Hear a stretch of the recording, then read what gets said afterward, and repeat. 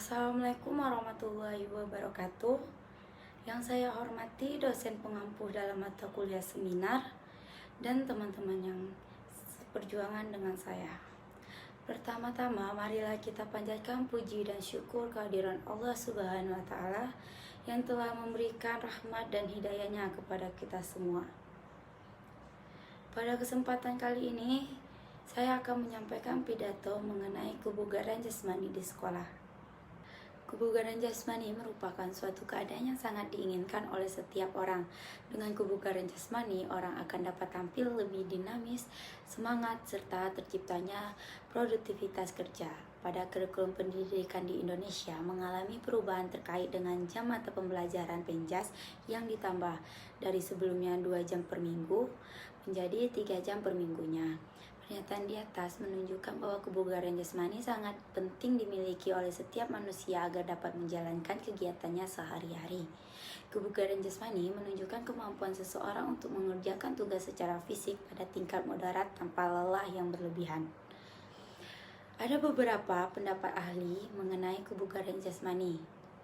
Yang pertama yaitu menurut Agus Mukhalid 2004, kebugaran jasmani merupakan kemampuan atau kesanggupan untuk melakukan aktivitas maupun pekerjaan, mempertinggi daya kerja tanpa mengalami kelelahan yang berlebihan.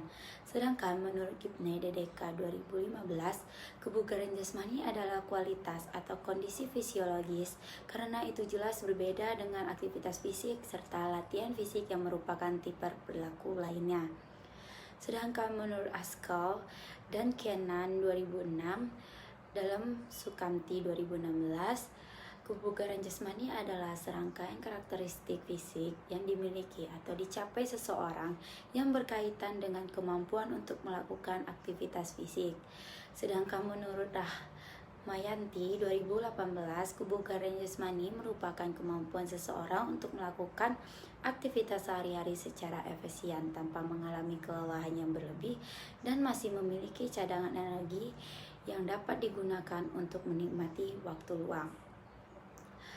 Berdasarkan Infodaptin, pembinaan kesehatan olahraga di Indonesia pada tahun 2015, ia menyatakan bahwa kebugaran jasmani adalah kemampuan tubuh seseorang untuk melakukan pekerjaan sehari-hari tanpa menimbulkan kelelahan yang berarti. Maka, dapat ditarik kesimpulan bahwa kebugaran jasmani adalah kemampuan tubuh seseorang untuk melakukan aktivitas sehari-hari serta secara maksimal tanpa mengalami kelelahan yang berarti dan masih memiliki cadangan energi. Ada beberapa faktor yang mempengaruhi kebugaran jasmani. Yang pertama yaitu adalah umur, daya tahan kardiorespirator atau kesanggupan maupun kemampuan sistem jantung, pembuluh darah, paru-paru, tulang, dan otot akan semakin menurun sejalannya dengan bertambahnya umur. Namun penurunan ini dapat berkurang bila seseorang berolahraga teratur sejak dini. Lalu yang selanjutnya itu adalah jenis kelamin. Masing-masing jenis kelamin memiliki keuntungan yang berbeda secara hukum dasar. Wanita memiliki potensi tingkat kebugaran jasmani yang lebih tinggi dari pria. Dalam keadaan normal, wanita mampu menahan perubahan suhu yang jauh lebih besar. Sedangkan laki-laki cenderung memiliki potensi dalam kebugaran jasmani dalam arti bahwa potensi mereka untuk tenaga dan kecepatan lebih tinggi. Yang ketiga yaitu bentuk badan.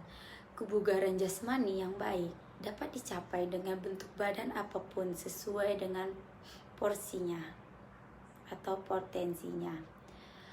Lalu yang keempat yaitu adalah keadaan kesehatan. Kebugaran jasmani tidak dapat dipertahankan jika kesehatan badan tidak baik atau dalam kondisi sakit.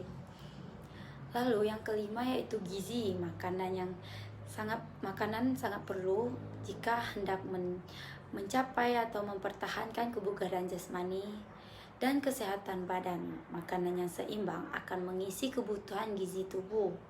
Lalu yang keenam yaitu berat badan.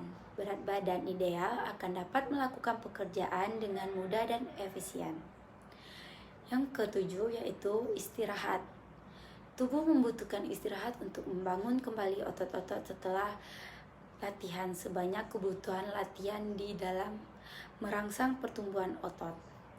Maka dari itu sangat penting memberikan istirahat yang cukup kepada tubuh kita.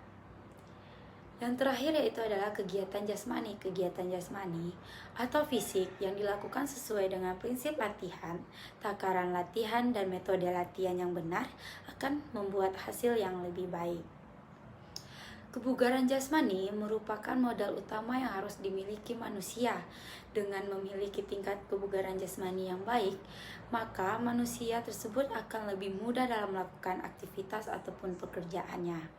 Sebaliknya, dengan tingkat kebugaran jasmani yang rendah, maka manusia tersebut akan lebih kesulitan dalam melaksanakan segala aktivitas kesehariannya, karena kebugaran jasmani memiliki peran yang sangat penting dalam kehidupan manusia. Maka dari itu, orang yang sehat belum tentu memiliki kebugaran jasmani yang baik, dan belum tentu dapat mengerjakan sesuatu pekerjaan atau berolahraga yang cukup berat dan lama. Namun, pada kenyataannya kebugaran jasmani di sekolah masih kurang baik. Hal ini dikarenakan kurangnya aktivitas gerak siswa sehingga mudah mengalami kelelahan saat melakukan aktivitas olahraga dan mengalami kelebihan berat badan atau yang biasa kita sebut dengan kegemukan atau obesitas, yang membuat fisik siswa tersebut menjadi lemah dan kurangnya tenaga untuk mampu melakukan tugas fisik yang cukup berat.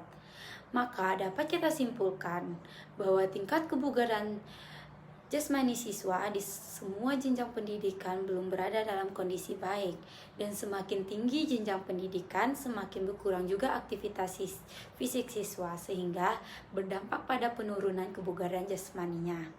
Oleh sebab itu, upaya untuk memperbaiki sebagai solusi yaitu melalui penjas di sekolah yang harus dioptimalkan keberadaannya dengan memperbaiki pengelolaan pembelajaran dan meningkatkan kebugaran jasmani siswa sebagai tujuan utama. Baiklah, mungkin sekian pidato dari saya. Apabila ada kekurangan dan kesalahan kata, mohon dimaafkan.